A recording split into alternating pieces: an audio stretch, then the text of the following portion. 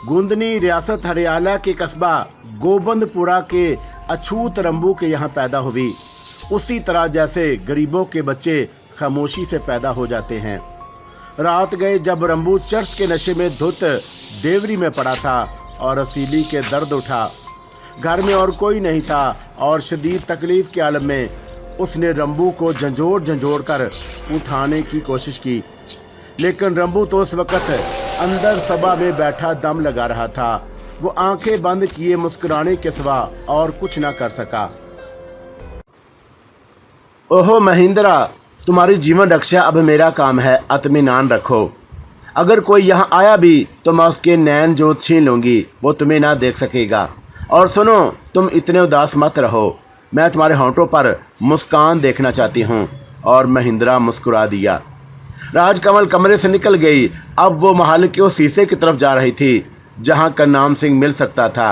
Bill आकर उसने करनाम सिंह को तलाश कर लिया। करनाम सिंह अपने कमरे में मौजूद था और उसका चेहरा सुता हुआ नजर आ रहा था।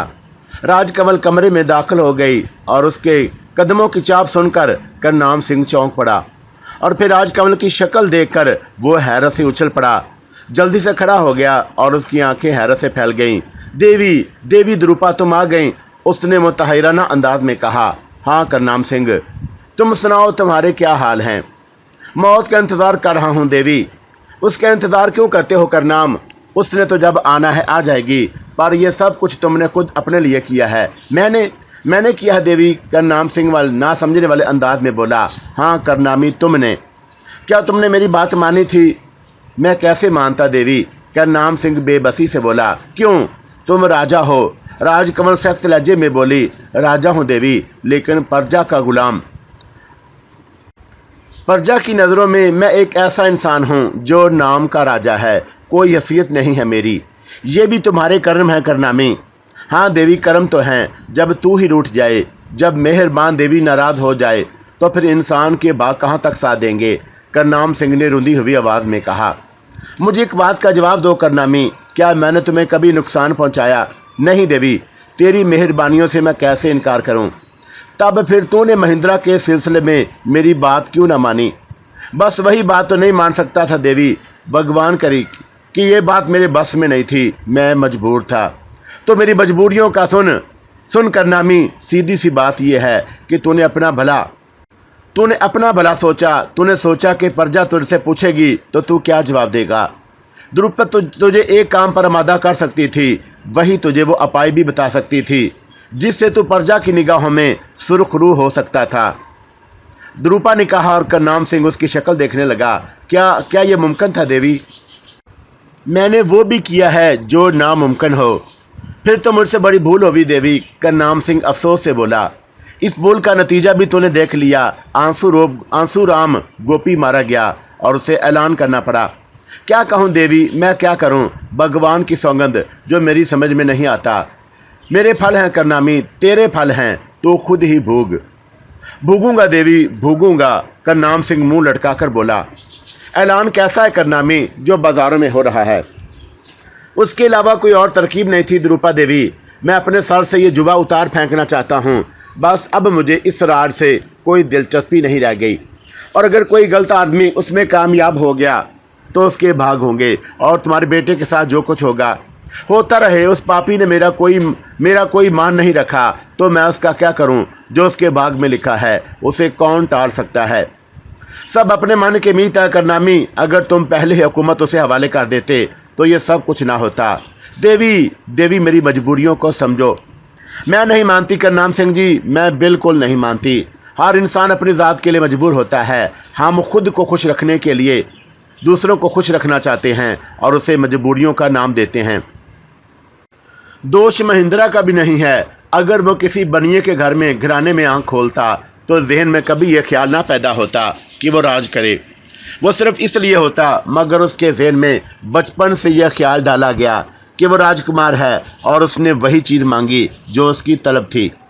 मगर तुमने उसका आन का मान ना किया, और तुम किसी और तरीके से भी उसे मुतमिन कर सकते थे। राज तो उसी का था देवी, मगर तुम्हारे मन में यह ख्याल था कि राज तुम उसे बख्शोगे तो फिर तुम्हारा हक छीन रहा था। इसलिए तुमने उस पर सख्ती की। अब मैं क्या कहूँ देवी, मैं तेरे सामने ज़ुबान नहीं खोल सकता। हाँ, आज इस वक्त जब तुम्हारे किसी मफाद को कोई नुकसान पहुँच रहा है, मेरे सामने तुम इस समय भी ज़ुबान बंद कर सकते थे। जब मैंने तुमसे कहा था, बहरहाल राजा करनाम सिंह, अब मैं तुम्हारे सामने महिंद्रा की कोई सिफारिश लेकर नहीं आई हूँ, मैं एक और काम से आई हूँ। कहो देवी, भगवान की सौगंध, तुम्हें नाखुश करके मैं बड़ा बेकल हूँ। मैं तुमसे कुछ मांगने भी नहीं आई हूँ। तेरे जैसी महान देवी को मैं दे भी क्या सकूँगा। तूने डंडोरी पिटवाई है कि जो कोई महिंद्रा सिंह को गिरफ्तार करके तेरे सामने पेश कर देगा, उसे राजगद्दी दे दी जाएगी। हाँ देवी, प्रजा की आवाज़ बंद करने के लिए अब मैं उसके सिवा कुछ नहीं कर सकता। तब फिर मैं कल भरे दरबार में डाकू महिंद्रा सिंह को तेरे हवाले करूंगी। राजकमल ने कहा और करनाम सिंह पर जैसे बिजली सी गिर पड़ी। वो फटी फटी आंखों से राजकमल को देखने लगा। क्यों करनाम सिंह, क्या मैं ऐसा नहीं कर सकती?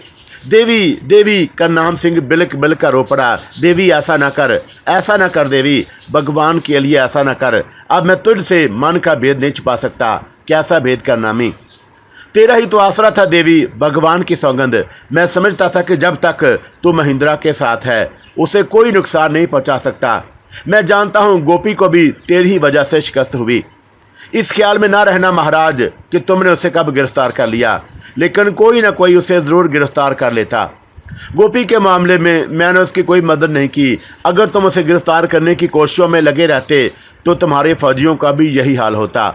मगर देवी, तू क्यों उसके खिलाफ हो गई? क्या उस पापी के कर्म बिल्कुल ही फूट गए?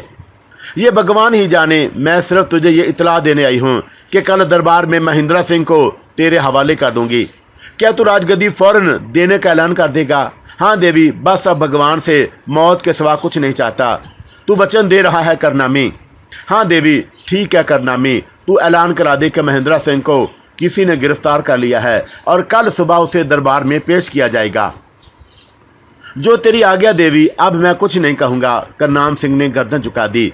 उसकी आंखों से आंसू टपक रहे थे। राजकमल खामोशी से उस कमरे से निकल आई। थोड़ी देर के बाद मनादी करने वाले चारों तरफ फैल गए। राजकुमार महिंद्रा की गिरफ्तारी की खबर जंगल की आग की तरह चारों तरफ फैल गई थी। महिंद्रा ने चौंक कर दरवाजे की तरफ देखा। राजकमल मुस्कुराती हुई अंदर दाखिल हुई। महिंद्रा उदास निगाहों से उसे देख रहा था। क्या बात है महिंद्रा सिंह जी? राजकमल उसके नजदीक आते हुए बोली, तुम्हारे चले जाने से उदास था देवी, मैं आ गई, मेरा मन खिल उठा। ऐसे मन को ना लगाओ राज, तुम राजा हो, राजाओं को बहुत से काम होते हैं। एक औरत के लिए उन्हें इतना उदास नहीं होना चाहिए। राजा? मैं राजा कब से बन गया? राजकमल ने तुम्हें वचन दिया है, मजाल है कि जो वो कहे और वो पूरा ना हो। पर यह कैसे मुमकिन है? बहरहाल मैं कुछ नहीं कहूँगा। लेकिन देवी, ये तुमने क्या कहा कि एक औरत के लिए मैं उदास ना हूँ? मेरा तो संसार ही एक ही औरत में समाया हुआ है। इस बारे में फिर बातें होंगी, पहले हमें दूसरी बातें करनी चाहिए। जैसे तुम्हारी मर्जी देवी। मैं महाराज के पास गई थी। अच्छा, फिर तुमने डंडोरी पीटने वालों की आवाज़ें सुनी थी? हाँ, महिंद्रा सिंह फीकी सी मुस्कुराहट से बोला। पिताजी ने मेरे बदले राजगद्दी दांव पर लगा दी। महिंद्रा सिंह, राजकमल प्यार से बोली, मैं अगर तुम्हारे इलाके की रानी बन जाऊं तो? मैं नहीं समझा देवी। अगर मैं यहाँ की रानी बन जाऊं तो तुम्हें खुशी होगी बेहद। तब क्या तुम मेरी सहायता करोगे? मैं क्या कर सकता हूँ देवी, जब मैं खुद पिताजी की राजगद्दी नहीं ले सका? तुम कर सकते हो महिंद्र सिंह। मुझे बताओ देवी कि मैं क्या करूं? खुद को गिरफ्तारी के लिए पेश कर दो, राजकमल ने मुस्कुराते हुए कहा। और महिंद्रा चौंक पड़ा। वो फटी फटी निगाहों से राजकमल को देख रहा था और फिर वो उछल पड़ा। ओहो देवी, इसका मतलब है? हाँ महिंद्रा, मैं रानी बनना चाहती हूँ। भगवान की सौगंध देवी, मैं दिलो जान से तैयार हूँ। अभी गिरफ्तार होने को तैयार हूँ। सोच लो, तुम्हें बेड़ियां पहनकर भरे दरबार में जाना होगा। तू चिंता ना कर देवी, लोग अगर घोड़ों से बांधकर घसीटते हुए भी ले जाएंगे तो मैं इनकार नहीं करूंगा। मजाल है किसी की। राजकमल ने प्यार से उसकी गर्दन में बाहें डाल दी और महिंद्रा ने उसे बाजुओं में भींच लिया। काफी देर तक उसे सीने से लगाए रहा और फिर राजकमल आहिस्ता से उसे अलहदा हो गई। भूख लगी है? कोई ज्यादा नहीं, मैं खाने का बंदोबस्त करती हूँ।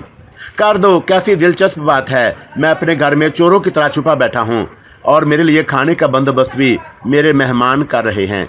ठीक है राजकमल, कभी कभी तकदीर के सितारे यूं भी चलते हैं, महिंद्रा ने कहा और राजकमल बाहर निकल गई। कुछ देर के बाद दोनों बैठे खाना खा रहे थे। खाने के बाद राजकमल इत्मीनान से महिंद्रा की आगोश में लेट गई और थोड़ी देर के बाद महिंद्रा अपनी सारी महरूमियां भूल गया था। वो उस वक़्त कायनाते हुस्न का शहनशाह था। दरबारे हुस्न में बेखदाम उसके सामने दस्ता खड़े थे और उसके अहकामात की तामील हो रही थी और दूसरी तरफ करनाम सिंह की जान पर बनी हुई थी। वो मछली की तरह तड़प रहा था। हे भगवान, ये क्या हो गया? मैं अपने महिंद्रा को कैसे सज़ा दे सकता हूँ? कैसे मैं उसे सज़ा दे सकता हूँ? वो सोच रहा था। सरस्वती देवी और उनकी दोनों बेटियां भी सर जोड़े बैठी थीं। वो सब की सब उदास थीं। कोई करनाम सिंह की दिलजोई नहीं कर सकता था। फिर करनाम सिंह उठे और वह सब चौंक पड़े। कहाँ चले नाथ? सरस्वती देवी बोली। मंदिर जा रहा हूँ भगवान से शक्ति मांगने। कल मुझे अपने बेटे को सजाए मौत देनी है, करनाम सिंह ने कहा और कमरे से बाहर निकल गए। दोनों लड़कियां फूट फूट कर रोने लगीं। मंदिर में करनाम सिंह कृष्ण भगवान की मूर्ति के सामने सर झुकाए खड़ा था। उसने पुजारी से कहा था कि उसे परेशान ना किया जाए और पुजारी भी कमरे से बाहर निकल गया था। हे भगवान, तुम महान हो। मैं बेटे की जान मांगता हूँ तो फिर प्रजा का मुजरम हूँ, और अगर बेटे की जान मांगू तो बिन मौत मर जाऊंगा। मुझे शक्ति दो भगवान, मुझे सही रास्ता दिखाओ। सारी रात करनाम सिंह मूर्ति के चरणों में बैठे रहे और सूरज की पहली किरण चमकी तो उनके चेहरे पर एक अनोखी चमक थी। वो एक फैसला कर चुके थे। पूरी बस्ती ही उमड़ आई थी। बड़े दरबार में दरबार लगाया गया था और इससे बाहर का मैदान इंसानों से खचाखच भरा हुआ था। इतना कसीर मजमा एकदम खामोश था। सब के सब फिक्र में डूबे हुए थे। लोगों की अजीब कैफियत थी। बेशुमार दोस्त थे, बेशुमार दुश्मन, और उनसे ज्यादा तादाद ऐसे लोगों की थी जो महिंद्रा से मोहब्बत करते थे। फिर एक बंदर रथ आया और लोगों का मजमा काई की तरह फटकर उसे रास्ता देने लगा। रथ दरबार की सीढ़ियों तक पहुंच गया और फिर उसमें से महिंद्रा सिंह नीचे उतरा। उसके हाथों में जंजीरें पड़ी हुई थी। बेशुमार आवाजें निकल गईं। किसी तरफ से कुमार महिंद्रा की जे ना के नारे भी सुनाई दिए और बहुत सी आवाजें डाकू महिंद्रा की भी निकली थी। फिर राजकमल नीचे उतरी और उसने महिंद्रा के हाथों में जंजीर पकड़ ली और करनाम सिंह पथराई हुई आंखों से ये सब कुछ देख रहा था। लेकिन मंत्री, सेनापति और दूसरे बहुत से लोगों की निगाहों में राजकमल के लिए कीना तोड़ी के आसार थे। ये सब कुछ करनाम सिंह के वफादार थे और वो थे जिन्होंने महिंद्रा से हमेशा मोहब्बत की थी। चारों तरफ खामोशी छा गई। फिर राजकमल की आवाज उभरी, महाराज करनाम सिंह, डाकू महिंद्रा हाजिर है। मंत्री जी, डाकू को अपनी तहवील में ले लिया जाए। करनाम सिंह मजबूत आवाज में बोला। ठहरिए महाराज, राजकमल बोली, आप अपना वचन पूरा करें। कौन सा देवी? राजखट मेरे सर पर रखा जाए और आज से आप राजगद्दी छोड़ दें। मैं कौल से फिरने वालों में से नहीं हूं देवी। मैंने जनता को वचन दिया था कि जो कोई महिंद्रा को गिरफ्तार करेगा राजगद्दी उसे दे दी जाएगी। तब फिर ये लीजिए डाकू महिंद्रा को और अपना वचन भी उसी समय पूरा कर दें। राजकमल ने महिंद्रा के हाथों में पड़ी जंजीर आगे बढ़ा दी और मंत्री ने आगे बढ़कर वो जंजीर थाम ली। राजकमल पीछे हट गई। राजबासियों, करनाम सिंह की आवाज में लर्जा था, धनवार हो के तुम्हें महिंद्रा गिरफ्तार हो गया है। बस्ती वालों, तुम्हारा मुजरम तुम्हारे सामने है। पत्थर मार मार कर इसे हलाक कर दो। खून में डुबो दो इस पापी को और बुलाओ उन कुत्तों को जो कहते थे कि करनाम सिंह राजकुमार को गिरफ्तार नहीं करना चाहता। देखो, मैंने राज देकर तुम्हारा मान पूरा किया है। अब तो मेरे पास कुछ भी नहीं रहा। करनाम सिंह की आवाज घुट गई और उसने गर्दन झुका ली और उमड़ आने वाले आंसुओं को रोकने की कोशिश करने लगा। राजकमल खामोश खड़ी थी। उसके चेहरे में कोई तब्दीली नहीं हुई थी। करनाम सिंह ने अपनी हालत पर काबू पाया और फिर उसकी आंखों में चमक आ गई। महिंद्रा सिंह इस रियासत का मालिक था, लेकिन उसने राजा से बगावत की। बगावत की सजा मौत होती है और मैं अन्याय नहीं करूंगा। महिंद्रा सिंह को भी मौत की सजा मिलेगी। उसने गर्जदार आवाज में कहा। महाराज कीजिए, महाराज इंसाफ पसंद हैं। किसी तरफ से चंद आवाजें आईं, लेकिन मैं एतराज करती हूँ। मेरे ख्याल में महाराज करनाम सिंह ने इंसाफ नहीं किया। राजकमल की पारदार आवाज ने सारी निगाहें अपनी तरफ मरकूज कर लीं। क्यों देवी, मैंने क्या किया है? करनाम सिंह ने हैरत से पूछा। तुमने ऐलान किया था करनाम सिंह कि जो कोई महिंद्रा सिंह को गिरफ्तार करेगा राज उसे दे दिया जाएगा। मैं अपने वादे से फिरा तो नहीं हूं देवी। फिर इसमें देर क्यों की जा रही है? मैं रानी बनना चाहती हूं। मैं तैयार हूं देवी। करनाम सिंह ने राजखट अपने सर से उतार लिया और फिर वो अपने दरबारियों की तरफ देखते हुए बोला, मेरे साथियों, मेरे मित्रों, मेरे दोस्तों, सुनो, देखो, मैं अपना वचन पूरा कर रहा हूँ। सुनो मेरे भाइयों, मैंने जीवन में झूठ बहुत कम बोला है। ये राजगद्दी मुझे मेरे पिता से मिली थी, ये रियासत मेरे पुरखों की है, लेकिन भाइयों, मैंने इसका बोझ कभी नहीं किया। मैं उसे महेंद्र सिंह को देता, लेकिन इसके अंदाज बागियाना थे और एक राजा के नाते से मैं एक बागी को हुकूमत नहीं दे सकता था। सो मेरे प्यारे दोस्तों, मैंने बागी को गिरफ्तार करा लिया है, और जब रियासत का मालिक ही जिंदा नहीं रहेगा तो फिर इस रियासत का मैं क्या करूंगा। बहुत सी आंखें नम हो गई थी। महामंत्री के हाथों में महेंद्र सिंह की जंजीरें लर्ज रही थीं। सेनापति ने मुंह दूसरी तरफ फेर लिया था। मेरे साथियों, मेरे मित्रों, सुनो, देवी द्रुपा महान है। वो तुम्हारे लिए बुरी रानी नहीं साबित होंगी। मुझे यकीन है, मुझे यकीन है, वो तुम्हारी बेहतरी के लिए काम करेगी। मेरे भाइयों, मेरी सहायता करो, मेरा मान बढ़ाओ, मुझे आज्ञा दो कि मैं अपना वचन पूरा करूं। करनाम सिंह ने रुककर चारों तरफ देखा और फिर वो आहिस्ता आहिस्ता राजकमल की तरफ बढ़ा।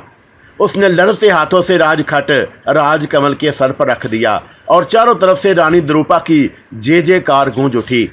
ये वो लोग थे जो महेंद्र की गिरफ्तारी से खुश थे और राजकमल की रानी बन जाने पर खुशी से फूले नहीं समा रहे थे। फिर करनाम सिंह ने तलवार निकालकर राजकमल को पेश कर दी और उसके बाद सेनापति ने अपनी वफादारी का यकीन दिलाया और फिर महामंत्री ने तब राजकमल पूर्वकार अंदाज में चलती हुई राजा के तख्त पर जा बैठी। एक बार फिर उसके नाम के नारे गूंज उठे थे। राजकमल ने हाथ उठाकर लोगों को खामोश किया। दर हकीकत वो रानी थी और उससे कहीं बड़ी रियासत की रानी, और राज सिंहासन वो किस तरह अजनबी लग रही थी। फिर उसकी आवाज़ गूंजी, मेरे प्यारे देशवासियों, तुम्हें भी बधाई हो कि मैं रानी बन गई हूँ। बताओ मुझसे क्या चाहते हो। आप डाकू महेंद्र को सजा सुनाई रानी। आवाज़ें उभरी। मैं जानती थी कि मुझे पहला काम यही करना होगा। राजकमल बोली, तो सुनो, मैंने डाकू महेंद्र के बारे में फैसला कर लिया है। महेंद्र ने तुम लोगों का जीवन अजीर्ण कर दिया था ना। हाँ महारानी, इसे पर सूली पर लटका दिया जाए। मेरे प्यारे देशवासियों और सेनापति, मैं हुक्म देती हूँ कि। राजकमल रुक गई। हर चेहरा सुर्ख हो गया था। महेंद्र ने उससे मोहब्बत करने वालों ने दिल थाम लिए थे कि महेंद्र की जंजीरें खोल दी जाएं, और लोगों को अपने कानों पर यकीन नहीं आया। क्या कहा आपने रानी जी? जंजीरें खोल दी जाएं? सेनापति ने खुशी से भरे लहजे में कहा, हाँ, राजकुमार महेंद्र को रिहा कर दिया जाए। राजकमल चारों तरफ से राजकुमार महेंद्र की जय, राजकुमार महेंद्र की द्रुपा की जय के नारे बुलंद होने लगे। सेनापति ने राजकमल के हुक्म की फौरी तामील की थी। नहीं देवी, ये अन्याय है। डाकू महेंद्र को आज़ाद नहीं करना। करनाम सिंह आगे बढ़ाया। करनाम सिंह जी, आप जानते हैं कि रानी मैं हूँ और अब हुकूमत मेरी है। हुक्म मैं दे सकती हूँ, आप नहीं। उसकी पारदार आवाज़ उभरी। ये सब नाटक है, ये सब खेल है, धोखा हुआ है। महेंद्र के दुश्मन चीखे, लेकिन राजकमल की गजदार आवाज़ सुनकर सबकी जुबान बंद हो गई। महामंत्री, सेनापति, मेरा दूसरा हुक्म यह है कि इस पूरे गिरोह का कोई भी शख्स अगर महेंद्र को डाकू कहे तो उसकी जुबान काट दी जाए। जो मेरे फैसले के खिलाफ बोले उसकी गर्दन काट दी जाए और फिर उसे फांसी पर लटका दिया जाए।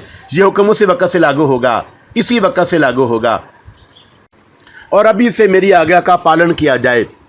सेनापति की खुशी से भरी हुई आवाज़ उभरी और बेशुमार मजमा काई की तरह फैल गए। सारी जुबानें एकदम बंद हो गई। महामंत्री और सेनापति की बाछें खुशी से खिल पड़ी थीं। रानी जो सचमुच रानियों कैसे अहकाम दे सकती थी, महेंद्र के बच जाने से सब खुश हो गए थे। ये तूने क्या किया देवी, ये तूने क्या किया? करनाम सिंह रोता हुआ रानी के पैरों पर गिर गया और राजकमल जल्दी से झुक गई।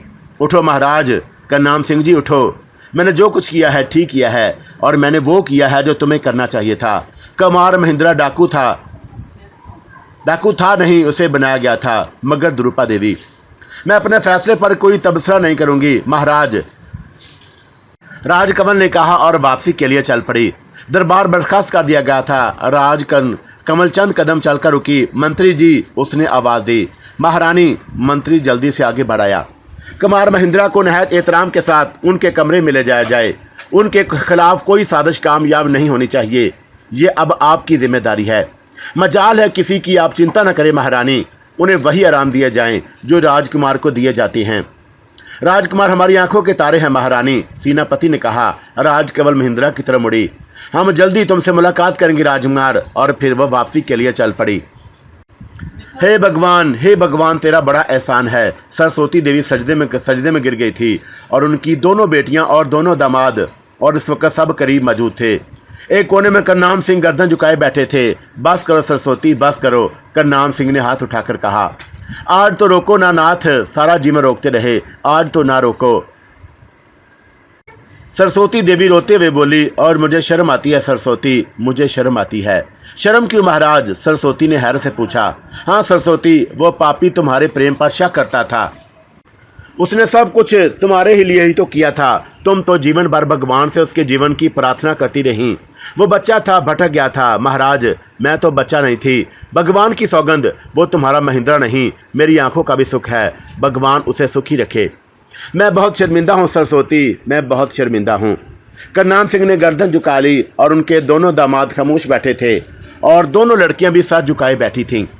काफी देर गुजर गई तो करनाम सिंह ने आंखों से आंसू पोंछते हुए कहा, अरे तुम सब लोग मुंह लटकाए क्यों बैठे हो? क्या हो गया है तुम्हें? भगवान ने तो हमें इस कठिन आजमाइश में भी निर्दोष नहीं किया। देख लो उसने किस तरह हमारे महिंद्रा का जीवन बचा लिया। हे भगवान, अगर मैं खुद राजा भी होता और महिंद्रा को गिरफ्तार करके मेरे सामने पेश किया जाता तो मैं उसे माफ नहीं कर सकता था। लेकिन हमारी हुकूमत तो खत्म हो गई पिताजी, करनाम सिंह की बड़ी बेटी बोली। और करनाम सिंह चौंक कर उसे देखने लगे। हाँ तो क्या हुआ? क्या हो गया इससे? अब हम कहाँ जाएंगे? अरे कहाँ जाएंगे, यहीं रहेंगे, अपने देश में ही। और हमने हुकूमत दान कर दी है, लड़ाई में तो नहीं हारी। और फिर द्रुपा देवी इतनी कठोर भी नहीं कि हमें इस देश में ही रहने की आज्ञा ना दे। हम उसे अपने वतन ही का कोई ना कोई कोना खुदरा मांग लेंगे और वहां जीवन बसर करेंगे। ठीक है पिताजी, वो बोली और फिर खामोशी छा गई। महेंद्र सिंह की आंखें हैरत से फैली हुई थीं और उसके चेहरे पर कर्ब के आसार नजर आ रहे थे। यूं लगता था कि जैसे उसकी आंखों के सामने ही पर्दा साट गया हो। और उसने खोई आंखों से राजकमल की तरफ देखा और फिर घिटी हुई आवाज में बोला, ये सब क्या है देवी? क्या तुम उस औरत को नहीं पहचानते? राजकमल आहिस्ता से बोल दी, पहचानता हूं, मगर कौन है ये? मेरी मां सरस्वती। यही तुम्हारा खट छीन कर अपने दामाद के सर पर रखना चाहती थी। राजकमल तंदी अंदाज में बोली, राज, लेकिन ये सब कुछ मैंने तो कभी नहीं सोचा था। मैं इन पापियों को छोड़ूंगी नहीं, महेंद्र सिंह, जिन्होंने तुम बाप बेटों के दरमियान फूट डलवाई है। मगर तुमने अकल से काम ना लिया और दूसरों के कहने पर चलते रहे और आज नौबत यहां तक पहुंच गई। मुझसे वाकई भूल हुई राज, बड़ी भूल हुई मुझसे। सच मेरी आंखों पर पर्दा पड़ा हुआ था। सुरन चाचा और उनकी धर्मपत्नी ने तो ऐसी बातें कही थी कि बस मुझे महसूस होने लगा था कि सरस्वती देवी एक ऐसी राक्षस है जो मौका पाते ही मुझे चीर फाड़ कर रख देगी। मगर अब मैं क्या करूं देवी? मुझे बताओ कि अब मैं क्या करूं? ये तो बहुत ही बुरा हो गया है। भगवान, मैंने अक्ल से काम क्यों नहीं लिया? क्या करना चाहते हो? राजकमल ने पूछा। मैं देवी, मुझे संसार में कुछ नहीं चाहिए, पर एक बार मैं माता जी के चरण जरूर पकड़ूंगा और मैं उनसे सच्चे मन से माफी मांग लूंगा और मुझे यह काम करने दो देवी। अभी नहीं, राजकमल सख्त लहजे में बोली, अभी नहीं, महेंद्र सिंह मेरे साथ आओ। और वह दोनों छुपते छिपाते खामोशी से महल के उस शीशे में आ गए जो राजा की रिहाइश के लिए इस्तेमाल होता था। राजकमल ने महेंद्र सिंह को तलब कर लिया था और फिर वो खामोशी से उसे लेकर उस जगह पहुंच गई थी जहां इस वक्त राजा करनाम सिंह का खानदान जमा था। और ये इत्तेफाक ही था कि उस वक्त ऐसी गुफ्तगू हो रही थी जिससे सरस्वती देवी का प्यार महेंद्र सिंह के सामने आ गया था और राजकमल को खातिर ख्वाह कामयाबी हुई थी। महेंद्र खामोशी से सर झुकाए बैठा था और उसकी जहनी कैफियत ठीक नहीं थी। उसकी समझ में नहीं आ रहा था कि यह कैसे मुमकिन है। सरस्वती देवी उससे इतना प्रेम करती है, उसने सोचा भी नहीं था। उसने हमेशा उसे सौतेली माँ की हैसियत से देखा था, उन्हें अपना दुश्मन समझा था। लेकिन उनके अल्फाज, सरस्वती देवी के अल्फाज ने महेंद्र के दिल पर गहरा असर किया था। फिर उसने एक आह भरी, हे भगवान, ये सब कुछ ठीक नहीं हुआ। और राजकमल के होंठों पर मुस्कुराहट फैल गई। ठीक हो जाएगा महेंद्र, चिंता क्यों करते हो? देवी, भगवान के लिए पहले मेरा एक काम करा दो, वरना मेरा तो दम घुट जाएगा। क्या चाहते हो महेंद्र? मैं इस पुत्र माँ के चरणों में सर रखकर माफी मांगना चाहता हूँ। उसके बाद संसार में मेरी आंखों में, उसके बाद मैं सहारे तलाश करूंगा देवी। राजकमल मुस्कुराई। क्या मेरे सहारे पर तुम्हें भरोसा नहीं है महिंद्रा? बहुत बड़ा विश्वास है, तुमने मेरा जीवन बचाया है। राजगद्दी तुम्हारी है महिंद्रा, बस मरे मैं जरा ये आवारा लोगों को देख लूं जो तुम्हारे मुखालिफ हैं। नहीं द्रुपा, भगवान की सौगंध, अब मुझे राजपाट की जरूरत नहीं रही। अब मैं राज नहीं चाहता। मैं तुमसे झूठ नहीं बोल रहा। फिर क्या चाहते हो? मेरी बस 2 मनोकामनाएं हैं। ओहो, क्या क्या? हमें भी तो बताओ। राजकमल ने दिलचस्पी से पूछा। पुत्र, माँ मुझे माफ कर दे और किसी तरह भगवान तुम्हारे चरणों में मुझे जगह दे दे, बस। राजकमल हंस पड़ी। हाँ राज, भगवान की सौगंध, बस। अच्छा एक बात बताओ महिंद्रा, अगर मैं रानी हुई तो तुम्हारा क्या होगा? एक दास की राजकमल और तुम्हारे दास के सिर से इससे ज्यादा की ख्वाहिश करूं तो कान पकड़कर निकाल देना। महिंद्रा ने भोलेपन से कहा और राजकमल बेख्तियार आगे बढ़कर उसके बाजुओं में भर गई और जज्बाती लहजे में बोली, तू दास नहीं है महिंद्रा, तू महान है। तू प्रेम करना जानता है, तो प्रेम का भाव जानता है। मगर पापी, तू मुझे देर से मिला और तू मुझे जब मैं उस वक्त मिलता जब मैं अपने जीवन की सबसे बड़ी सौगंध खा चुकी हूँ। सौगंध? महेंद्र सिंह ने हैरत से कहा। हाँ सौगंध। राजकमल उसी अंदाज में बोली। मगर कैसी सौगंध देवी? राजकमल चौंक पड़ी और उसे अचानक एहसास हो गया था कि उसने क्या बात कह दी। ज़ाहिर है कि महिंद्रा को वो अपनी असलियत नहीं बता सकती थी। बहरहाल उसे बात निभानी थी। तूने कैसी सौगंध खाई है देवी? इस बारे में ना पूछो महिंद्रा, वो संभल गई थी। नहीं राज, बता दो, अपने महिंद्रा को बता दो। उदास हो जाएगा महिंद्रा। तुम बता दो देवी, भगवान के लिए बता दो। बस महिंद्रा, मैंने सौगंध खाई थी कि मैं संसार में नहीं रहूंगी, वापस आकाश पर चली जाऊंगी। महिंद्रा, मैंने रोतारों से यही सौगंध खाई थी, आकाश पर चली जाऊंगी। हाँ, मगर महिंद्रा की समझ में कोई बात नहीं आई थी। अभी ना समझोगे महिंद्रा, समझने की कोशिश भी मत करो वरना मेरा बुलावा आ जाएगा। अभी तो मुझे बहुत से काम करने हैं। हाँ महिंद्रा, अब इस बारे में कुछ ना पूछना। महिंद्रा खामोश हो गया और राजकमल चांदी साथ में अपनी असली कैफियत पर वापस आ गई। फिर उसने एक तवील जमाही लेते हुए कहा, नींद नहीं आ रही महिंद्रा? नींद? महिंद्रा ने उदास लहजे में कहा। कैसे नींद आएगी देवी? मैं तो कुचला हुआ इंसान हूँ जिसके सारे जिस्म पर घाव ही घाव पड़े हैं। मैं कैसे सोऊंगा? आओ मैं तुम्हारे जख्मों पर मरहम रख दूं, आओ। राजकमल ने उसे अपने गोश में खींच लिया और थोड़ी देर के बाद महिंद्रा दर हकीकत सारे गमों से आज़ाद हो गया। दूसरी सुबह राजकमल रोजमर्रा के मामूलात से फारिग हुई और उसने महामंत्री और सेनापति को तलब कर लिया। वो हुकूमत कर चुकी थी और राज करना उसके लिए नई बात नहीं थी और इस बात पर सब भी हैरान थे। महामंत्री और सेनापति में काफ़ी देर तक इस मौजू पर गुफ्तगू हुई थी। उनका भी यही ख्याल था कि रानी द्रुपा हुकूमत करना जानती है। इस वक्त भी उसकी तलबी पर वो दोनों दौड़े पहुंच गए और दोनों ने हाथ जोड़कर प्रणाम किया और अदब से खड़े हो गए। मैं तुम दोनों से सवालात करना चाहती हूँ। हम हाजिर हैं महारानी। भगवान की सौगंध खाकर वचन दो कि जो कुछ कहोगे उसमें खोट नहीं होगा। भगवान की सौगंध देवी, हम तेरे सामने झूठ नहीं बोलेंगे। दोनों ने बीक वक्त कहा। सेनापति, महामंत्री, महाराज ने जिस समय इस बात का ऐलान किया था तुम्हारे मन का क्या हाल था? कौन सा ऐलान? यही कि महिंद्रा को गिरफ्तार करने वाले को गद्दी सौंप दी जाएगी। हमें बड़ा दुख हुआ था देवी, लेकिन फिर हमारे मन शांत हो गए थे।